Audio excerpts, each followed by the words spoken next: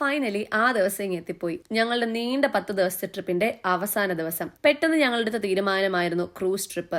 6000 ഐലൻഡുകൾ അടങ്ങിയ ഗ്രീസിലെ ഒരു ഐലൻഡ് മാത്രം കണ്ടുപോകുന്നത് ശരിയല്ലല്ലോ എന്ന് വിചാരിച്ചാണ് ഞങ്ങൾ ഈ ക്രൂസ് ബുക്ക് ചെയ്തത്. 15 പേരുണ്ടായിരുന്നു മൊത്തം ക്രൂസിൽ. വേഗം തന്നെ ബ്രേക്ക്ഫാസ്റ്റും അകത്താക്കി ഞങ്ങൾ യാത്ര സ്റ്റാർട്ട് ചെയ്തു. 1.5 മണിക്കൂർ യാത്രയ്ക്ക് ശേഷം ഞങ്ങൾ അഗസ്തിരി ഐലൻഡിലെത്തി. വെറും 500 പേർ മാത്രം താമസിക്കുന്ന ഐലൻഡ് ആയിരുന്നു അത്.